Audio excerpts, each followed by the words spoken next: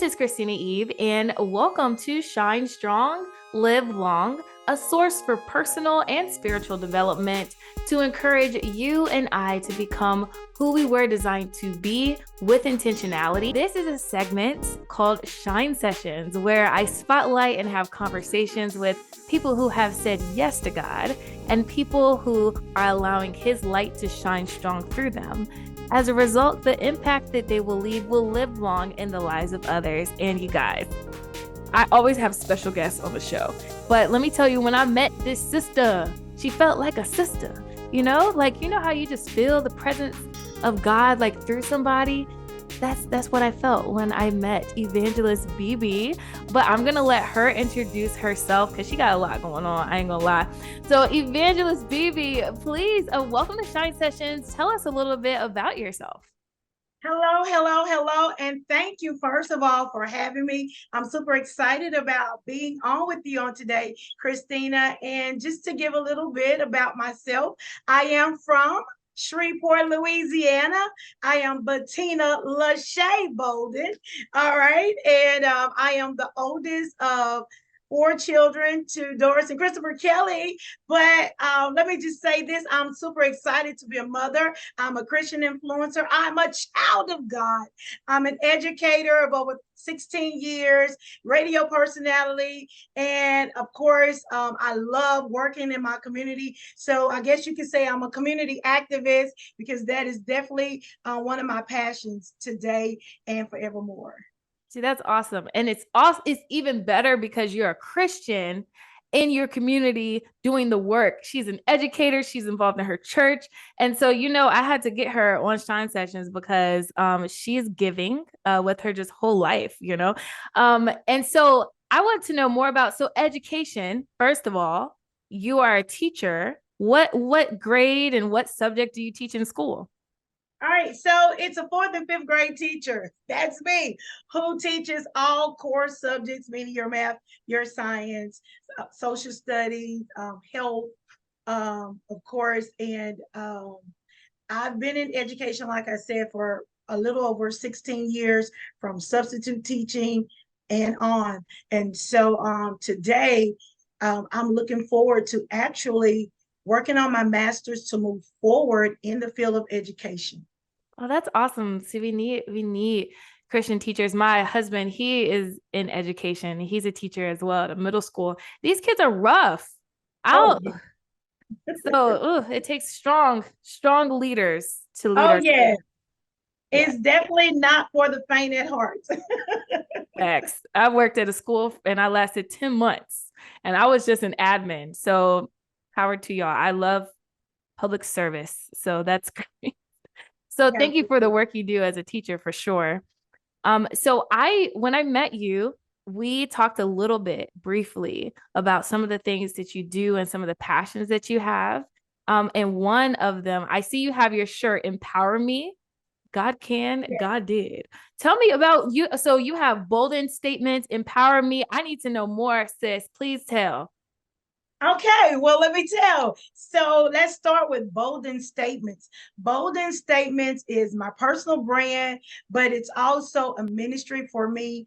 And of course, we're working toward to making it a legitimate business where we help to give voice to vision for not just women, but for people in general, whether it's a young adult trying to start a business and get their voice out there, whether it's from a young woman who says, listen, I'm passionate about this, that, and the other. However, I just don't know, where to start or how to get it going. I've done, let me just say, personal coaching without it being a business, because it's just what I do. And so now it's time for me to capitalize to some degree on the gift that God has given me. So that's where Bolden Statement came. However, the Empower Me part was actually birthed out of this. COVID-19, we do know that we were sheltered in place.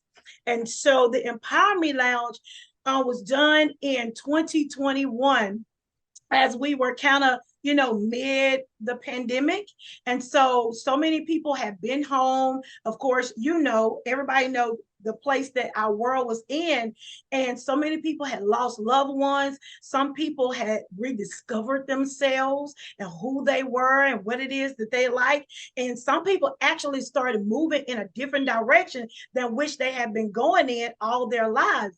And so COVID literally changed the trajectory of individual lives. And so I just thought about it. I was like, hey, God, it literally was in my dream. It was like a vision, a dream as well, where God showed me women coming together. It started with women having an outlet to just be free to mix and mingle, to network, then be empowered.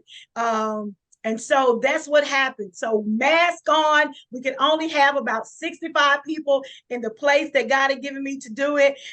With that, more than 65 people signed up for it. I was like, oh my gosh, are you serious? Because people were still finicky about coming together and mixing and mingling, but there was a remnant who was ready for more, who was ready to come back and unite with the physical touch of people. And so that's exactly what we did. We had our first Empowerment Lounge where what we had was mocktail drinks for ladies, okay, to enjoy.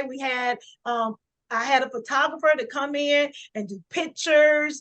After that, we had 3 individuals that came in, various walks of life. It wasn't just a black girl, white girl thing, but it was like all girls things, to come in. Some of my teacher friends, some of my friends from ministry, some of my friends that work with me in the community, and we did power shops. This was on a Friday after they had gotten off work. I wanted it to have that lounge feel, like the happy hour feel. So that's what it was. I had a lady that did poetry. She came in and did spoken word.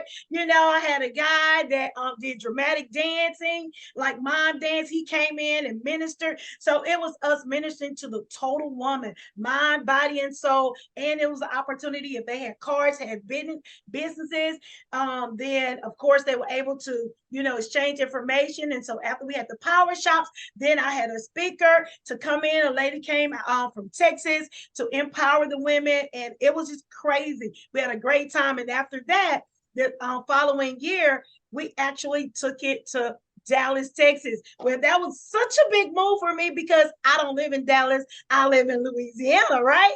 But the Lord had shared for me to take it there, to branch it out. And of course, I myself was very apprehensive because this was self-funded the first time around. And then the second time around, there was a small fee or whatever for them to attend. However, we do know that the whole overhead was costly. So with all of that, it was still a faith move because it's like, Bettina, you don't know them people. Them people don't know you.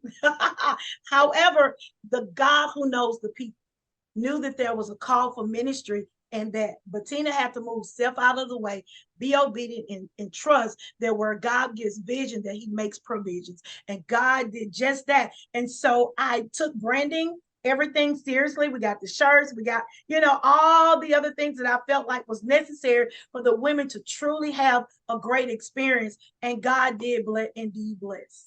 That is awesome. Awesome. Like I'm so glad to hear that this is traveling, because maybe the further east it comes, maybe the closer it comes to me. So yes, ma'am. But that's incredible, because I know you do a lot in the community, but it sounds like you have like a heart for women. I know you do stuff with the youth, but why women in particular do you feel like God is leading you to work with? Well, for one, with women, it's of course something that I definitely relate to. However, my circle of influence is around a lot of women. But let me just take it here. As a young girl, I was always with the older women. For it was like people say, you are such an old soul. And as a little girl, my cousins would be out playing, and sometimes my grandmother would look for me, and I would be at one of the neighbors' house, and she would be teaching me how to iron. Not that my grandmother and my mom did, but or I may be learning to knit, which I don't even do any of that to this day. However, it's a skill, or making biscuits, how to roll them out and all of those things. And so women just have a special place in my heart, because of that.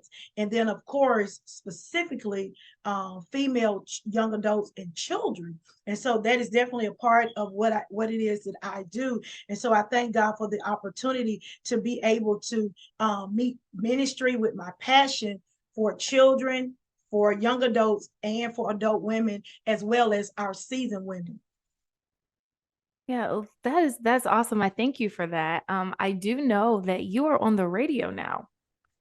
How did I that happen? Because with all that you say you got going on and you're at the school, how did you end up on radio? Listen, I was called by the director of the radio station that I worked for, and he had shared, an opportunity for me to do radio, and he asked, had I did it? Was I, what was my background with radio? And I said, absolutely none. The most I would do or could tell you that could connect me with radio is emceeing during musicals at my church. Okay. That's the most of me having a mic, opening up a mic, turning on a mic, and telling the people, praise the Lord, everybody. Okay.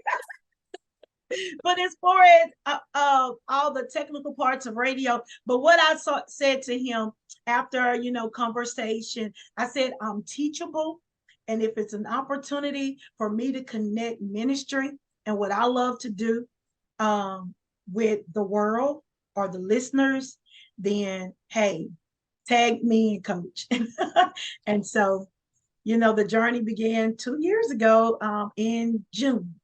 Oh, see, also, okay. So I'm so glad because what you have to say, it needs to go out because I know that just women empowerment is really big right now, Yeah. but Christian women empowerment is important, and that needs a voice for sure. So I'm thankful that you do that. But there's something that you said that stood out just a little bit for me, and that is you're teachable. How important is it in ministry to be teachable? I think it's very, very important because every day we're learning. Every day God is revealing things to us. And if we're not open to receive and to learn, then that means there's no growth. And where there's no growth, then there's death. That's the end of me, or that's the end of my influence. That's the end of, I believe, I wouldn't say purpose, but there will come a season where I will be cut off if I'm not open to learn and to receive it and then begin to apply that to wherever God places me, whatever platform, whatever scope of influence, whatever circle of influence, whatever job that God takes me to when I stop learning, because the world is always evolving. The world is always changing. And not that I lower my standards, not that I lose the foundation that I have, but I have to be adaptable. I have to be relatable. I have to be in touch. What happened and what I use or what people use to draw me in or to make things applicable. That's even in the classroom. Hey, things are changing. It used to be, just reading, writing, arithmetic. Now you got Common Core, you got Eureka Math, you got, what I'm saying? So many various curriculums, and you have to be able to change with the times, to adapt, to stretch yourself and come out of your place of comfortability to be able to make an impact and cause change in that set season of your life. So true, so true. Especially working with youth, you just have to, because when you stop changing and stop like learning, then you can lose them, because you're just not. And you yourself will get left behind. They'll Facts. be talking over your head, and you just be like a deer in headlights, not knowing anything. Yeah, I try to stay up to date with the slang words, Right. Thank God I have a 20-year-old, so she kind of keeps me up. See, that's good. That's a blessing. Yes. Yes. Okay, so I want to know, one, what is next? What's upcoming? What can we expect from Empower Me and Bolden Statements? Well, I'm glad you asked that question, because when you talked about being teachable, what's coming up with Bolden Statements is we're working on a book. Yay. Yes, that's in process, that's in progress, working on a book. And then we're going to have our next Empower Me Lounge in November. That's coming up. It'll be back in the Shreveport, Louisiana area. So that's coming up. But then also there's going to be a self-help course that we're going to be offering called Structure to My Strengths. And what that's about, structure to my strengths, I'll just give you a little teaser for it, is the things that we do well. Sometimes for me, I had so many things, right, that God had given me. And people say, man, you do a lot of things well, right? However, there's so many components to me, but you can only focus on so many things at a time to make sure you're giving it your best and you're putting out and you're operating in the spirit of excellence, and you do not burn yourself out, and things have order so that you have balance to your life. And so with that being said, I went through a period, I've gone through a time where I had to slow down, take inventory, see what's prioritize things. Okay, what I need to be doing in this season, just because it's a good idea, Bettina, it's not a God idea for this season of your life. So I need you to just hold because I do journals and I put things in a lot of journals, and I got a journal for this, a journal for that, a journal for that. So I had, at first, everything was just all in this one, right? And I had to just get it together. However, let me just say this right here was birthed last year, but this is how it happened. So, structure to my strength was birthed out of my sister and one of my friends. We were having a conversation. And of course, in that conversation, they were just, sharing with me some things that I needed to fix about myself. Now, in that moment, initially, the enemy really wanted me to carry the spirit of offense in that moment, because I was like, how dare they tell me? And it wasn't really a how dare, but it was like really, like I thought I was doing good in this area.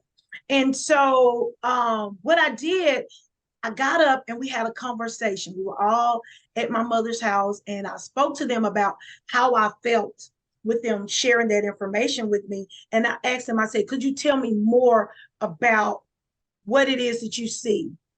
And even though it hurt in the moment to hear it, I I received it. You're talking about being teachable and receiving it. And so the enemy will come in and bring about the spirit of offense.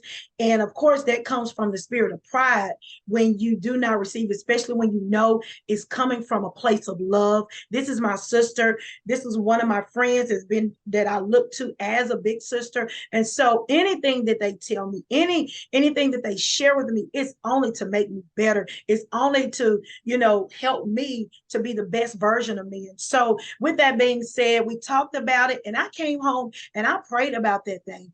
And the Lord gave me I think I can probably make a 1 or 2 episode podcast on the things that God started revealing about me. This was about nobody but Bettina Lachey Bolden. I cried some, I prayed and I wrote some more, and I cried and I snotted and Jesus,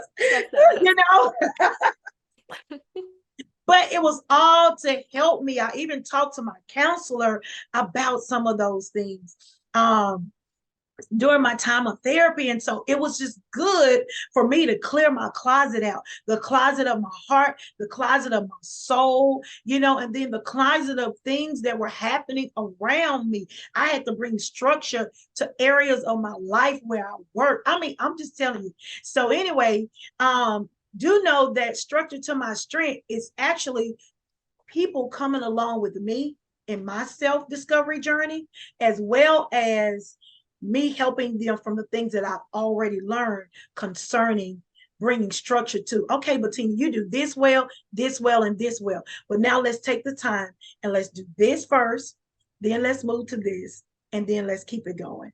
And so that's where I am right now with the structure to my strengths. It's all in the making. It's up and coming. Hopefully we'll be able to launch and release this for 2024 in February, the month of my birthday. Hey. So I'm looking forward to that. Okay. Wow. Amazing. I love that story. I love your transparency with that, because can you imagine like how many God ideas like just don't happen because people take offense to that criticism, and it takes some extra strength to just be able to strength and humility to be able to go before God and actually say, all right, God, look, show me, and make it clear. And something awesome was birthed. I can't wait. Let me tell you, because structure to my strength, just the name in itself is Yeah, just powerful. So I'm excited. yeah. It's time to declutter. Yeah. Oh, and when you were talking, you were right down my alley when you said like, there's so many things that you want Like to do. Betenia, do you really, really, really need 5 pair of black pants? Do you really need 7 pair of black shoes? Do you? Mm. Okay, come on, let's figure all this out. I mean, there's so many areas of the structure to my strengths, from the personal to the spiritual to relationship. So yeah, Wow. Oh, that's gonna be yeah, good. Okay. relationship. Yes, ma'am. Because I am a single woman, Hmm. have never been married. However, I do look forward to that. And I do know that I had to get some stuff together before I start, trying to bring in boo and bae. Hmm. Well, that's gonna Yes, happen for you Lord. soon, because how? What y'all doing? Okay, so okay, so I would like to know more about, so you have a passion for community, you have a passion for people. I want to know, is there a place where that started in you, or have you always just had that community drive in you? Yes. Let me tell you where it started. My mom and my dad. Oh, My mother was such a giver, and it comes from her mother, the late Jessie Mae Olivia Bolden. My grandmother had 16 children, right? And of those 16, my mom is the fifth child, right? wow. And my grandmother she lived in a duplex house, but the duplex, both sides belonged to her. And she raised her children, and she raised so many other children. Wow. When she fed at the dinner table on any given night, it was not just her kids. There were community children as well as other family members. So I saw that growing up. And then with my mom, she had 4 girls, right? However, she really didn't just have 4 girls because her nieces, her nephews were always in our home. Mom was always carrying, the babysitter, just doing things to engage her nieces and nephews.